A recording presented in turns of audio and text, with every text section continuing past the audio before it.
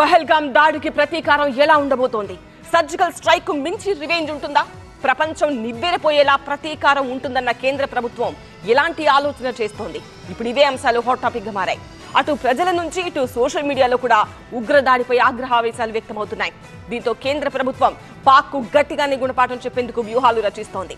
అందివచ్చిన ప్రతి అవకాశాన్ని వాడుకుని పాక్ ను ఏకాకిని చేసేందుకు పక్కా ప్లాన్ రెడీ చేస్తోంది. అందాల కశ్మీరం అల్లకల్లోలంగా మారింది.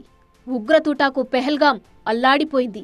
ముష్కరుల రాక్షస కాండకు 26 మంది అమాయకులు బలయ్యారు. దీంతో భారత్ పాక్ మధ్య వివాదం మరింత ముదిరింది. భారత్ సరిహద్దుల్లో ఆయుధాలు సిద్ధం చేసుకుంటూనే పాక్ వెన్నులో వణుకు పుట్టేలా కఠిన నిర్ణయాలు తీసుకుంటుంది. ఖరాఖండిగా పాక్తో దౌత్య సంబంధాలు తెంచేసుకుంది. ఉగ్రదాడితో రగిలిపోతున్న భారత్ పాక్పై కఠిన నిర్ణయాలు తీసుకుంది. ఇకపై అటారీ చెక్పోస్టు మూసేస్తున్నట్లు తెలిపింది.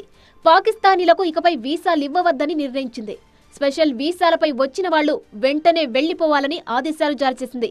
అలాగే పాక్తో సింధు జలాల ఒప్పందం నిలిపేసింది. ఇటు హైకమిషన్ నుంచి 5 పాక్ సపోర్టింగ్ స్టాఫ్ ను తీసివేయడంతో పాటు సిబ్బందిని కుదించింది భారత్.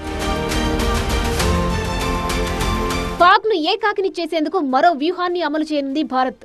ఉగ్రవాదులను పెంచి పోషిస్తూ భారత్పై కవ్వింపులకు దిగుతున్న పాక్ ను ప్రపంచ దేశాల మద్దతుతో ఒంటరి చేయాలన్న ప్లాన్ సిద్ధం చేస్తుంది.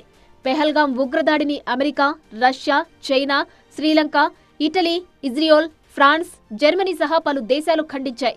ఉగ్రవాదుల ఏరివేతకు, ఉగ్రవాదాన్ని పెంచి పోషిస్తున్న దేశాలపై పోరాటంలో మద్దతుగా ఉంటామని ప్రకటించాయి.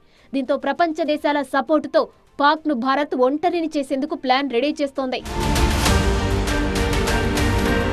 ఇటు G20 దేశాల రాయబారులతోనూ భారత విదేశాంగ శాఖ భేటీ అయింది. దౌత్యవేత్తలకు పెహల్గాం ఉగ్రదాడి గురించి కళ్లకు కట్టినట్లు వివరించారు భారత విదేశాంగాధికారులు. ఉగ్రవాదాన్ని పాకిస్తాన్ ప్రోత్సహిస్తున్న తీరును, భారత్పై పాక్ పదే పదే కవ్వింపులకు దిగుతున్న పరిణామాలను దౌత్యవేత్తలకు తెలియజేశారు. పాక్ కుట్రలను ఇటు అఖిలపక్ష సమావేశంలోనూ వివరించింది కేంద్రం. రాజ్నాథ్ సింగ్ అధ్యక్షతన జరిగిన ఈ సమావేశంలో పాక్ తీరుపై అన్ని పార్టీలు కన్నెర్ర చేశాయి. పాక్ విషయంలో ప్రభుత్వం ఎలాంటి నిర్ణయాలు తీసుకున్నా స్వాగతిస్తామంటూ కాంగ్రెస్ అగ్రనేతలు సైతం మద్దతిచ్చారు.